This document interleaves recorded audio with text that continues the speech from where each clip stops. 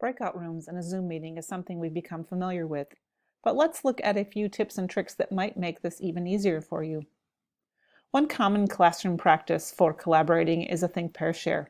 Turn to your neighbor, share what you've just learned, ask them a question, share, those kinds of things. That can seem a little more difficult when we're online learning, but let's look how we can do it quickly using a breakout room. When I click on the Breakout Rooms button, there are a few things that I can change to make this go a little more quickly. First of all, I can assign automatically, so I can set up the number of rooms and quickly have them assigned. When you're usually doing a think, pair, share, who they're working with doesn't matter quite as much. Also, if I go down into the left-hand corner of the Assign box, I can click that Settings.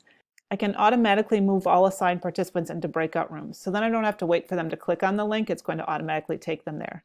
I can also auto-close the breakout room after a certain period of time, so maybe I'm only going to give them a minute to speak, so I can do that.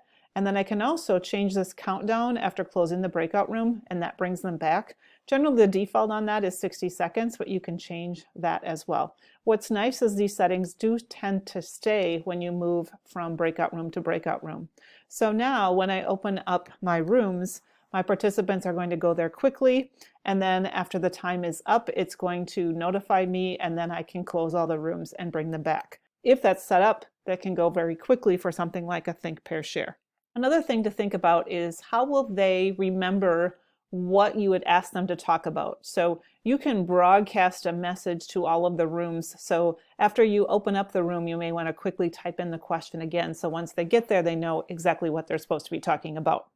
Another option that wasn't available before was let participants choose the room. And this can be nice if you have several options open for them and they're going to do different things in different rooms, so they can choose. So once you choose let participants choose the room and you create the room, the participants will then get a breakout room button on their toolbar that they didn't have before. As the host, when I create a room and they get to choose, it will tell me how many people have not chosen yet. And so if they're not bothering to choose, I could actually assign them to a room as well. If you are having students in a breakout room for a longer period of time, there are a couple of other things you may want to consider. How will you communicate the intention of the breakout room to the students? You know that you can broadcast a quick question out into the breakout room, but they may need something more than that if they're going to be in there for a longer period of time. Just a heads up, chatting only goes into the main room. If you put something in a chat, it does not go out to their individual rooms. Also, what accountability will you have for students once they return from the breakout room? What should they have done? How will you know they've been working? There's lots of answers to this, but a typical thing that teachers use is Google Slides. They might have a Google slide in which the whole entire class adds to the slideshow.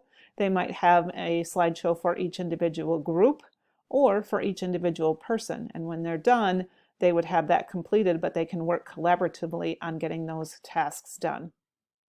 Something like that will also tell them what they need to do, because you can pose the question or pose the prompt on there as well as collecting their answers. So breakout rooms done for a longer period of time should have intention and accountability.